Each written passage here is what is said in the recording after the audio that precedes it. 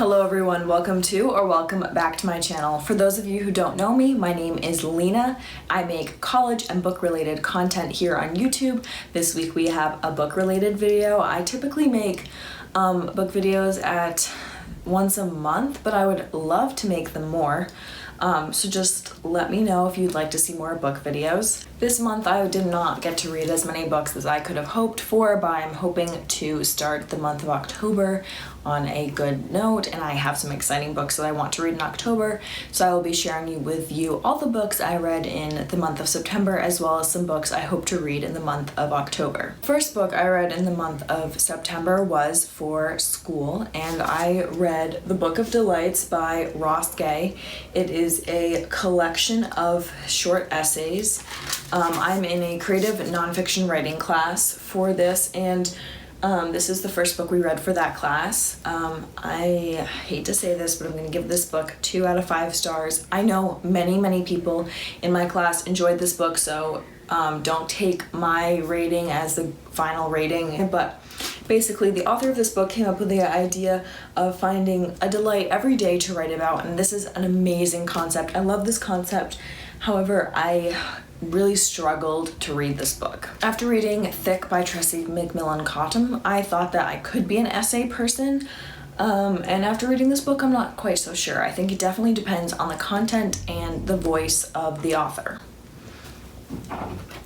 To me, Gay's voice came off as kind of shallow and forced, and like they didn't really seem like actual delights to me because it just seemed so superficial, which is so awful to say, but I really did not enjoy this book, and I really wanted to. I think that was part of the problem, was what I struggled with, is I really wanted to enjoy this book and I just could not. The next book that I read in the month of September, I didn't read in entirety, but I thought I would include it. It is Selected Tales by Edgar Allan Poe. I didn't read this in entirety because it's just a bunch of his different short stories. And so we read, I think, like 12 of them, maybe 13. So I don't have an overall rating for this book, but my favorite story that we read was probably The Fall of the House of Usher, which is kind of a basic choice, I know, but I really enjoyed that story. My least favorite was The Gold Bug. I didn't really see a point to it. Like, there wasn't really a deeper meaning that I got a lot out of, so I didn't really enjoy that one. Overall, I don't think I'm a huge Poe fan. I can tell that he was really good at writing. His craft is incredible, and he had some great ideas that he expressed in his work. However, I'm just not a fan of the gore and the horror and the violence. It's just not my thing. It kind of freaks me out, to be honest, and I don't like having nightmares. I like going to sleep at night. I'm reading this book because I'm in a class, an English class that is centered around Poe. After that, I kind of went through like a reading slump and didn't read for like a week or two because I was trying to get adapted to classes and YouTube and reading and trying to figure out like what I was gonna do. But I decided one random day to go to the bookstore and see if I could find a book to purchase because I didn't like any of the book of the month options. I picked up A Queen in Hiding by Sarah Kosloff. This has 1,000,001 characters in it, but it basically tells the story of Cerealia, not really sure how to pronounce her name.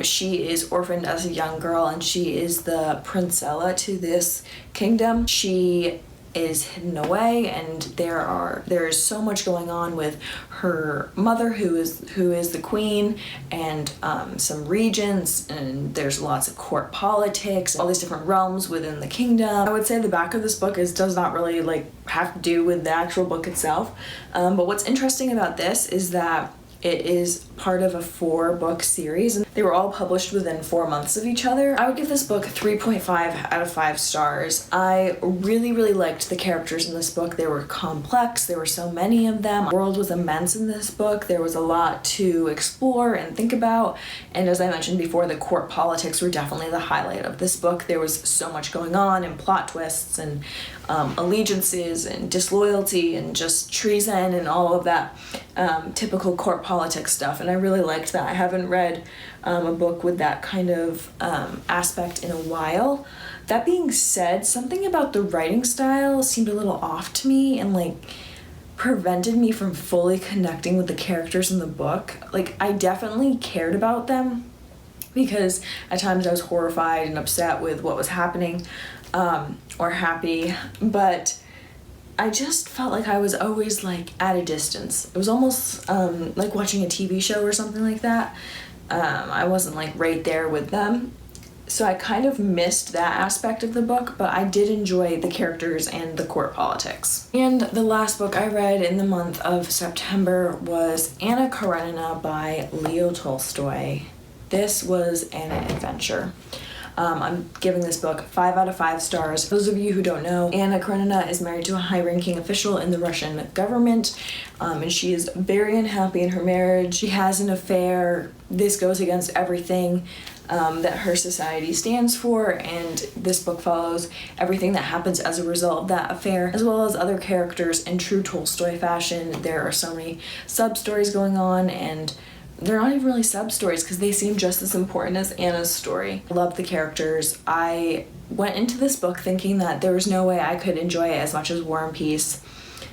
But part of the reason why I enjoyed War and Peace was because of the amazing characters and the relationships that were formed in that book, and the same thing happened in Anna Karenina.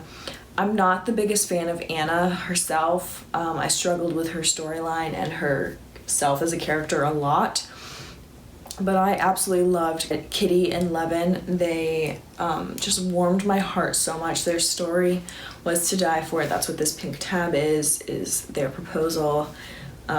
It's one of the best book proposals I've read in so long. The ending, though, if I was going to criticize anything, it would definitely be the ending, because I felt like it was odd. I'm not going to spoil the book for you, unlike other people who spoiled it for me, but the ending just didn't really seem to match the rest of the book. I tried to go online and get a better explanation, so if you have an explanation for the ending, feel free to comment down below.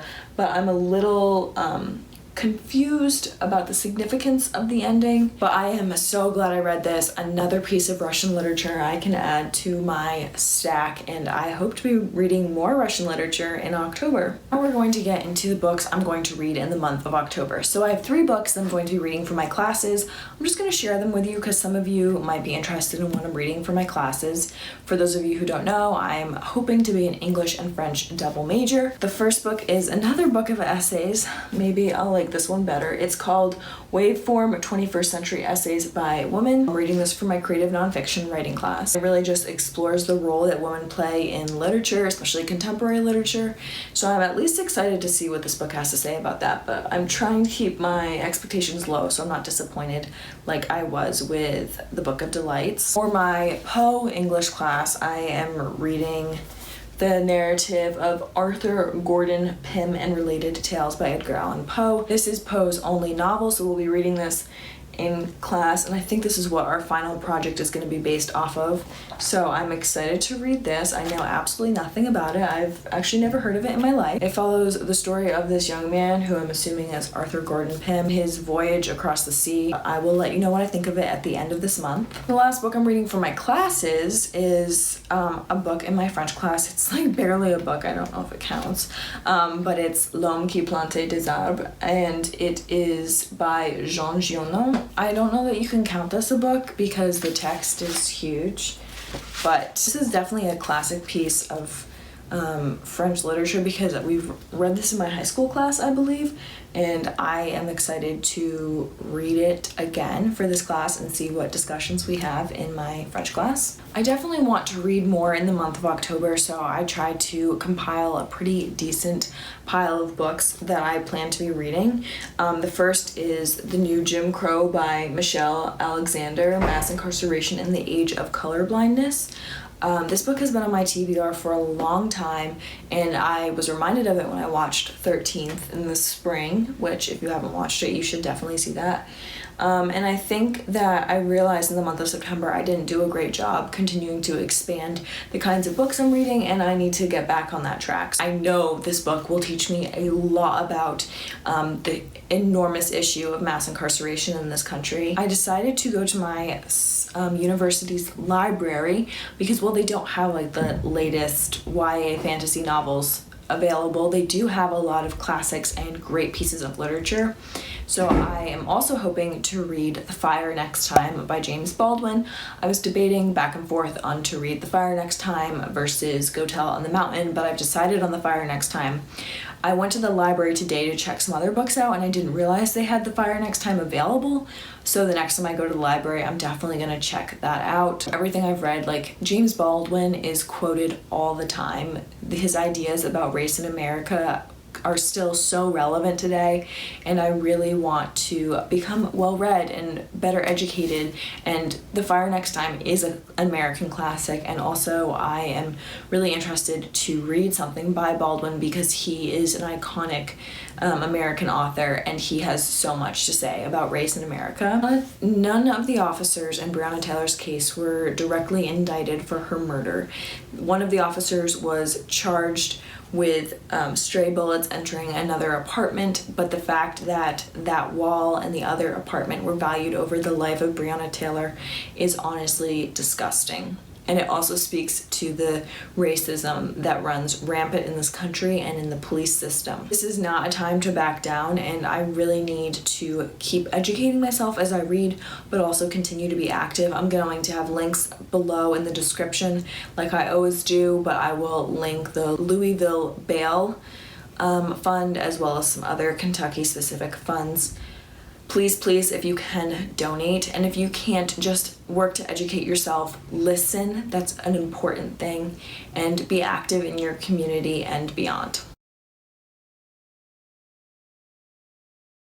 I mentioned that I went to the library today, and because I finished Anna Karenina, I need to get some more Russian literature, of course, but I really don't have the budget to just keep buying books whenever I feel like it. So I ended up getting 2 different copies of Eugene Onegin. I'm not really sure how to say that, but this is the translation, including an introduction.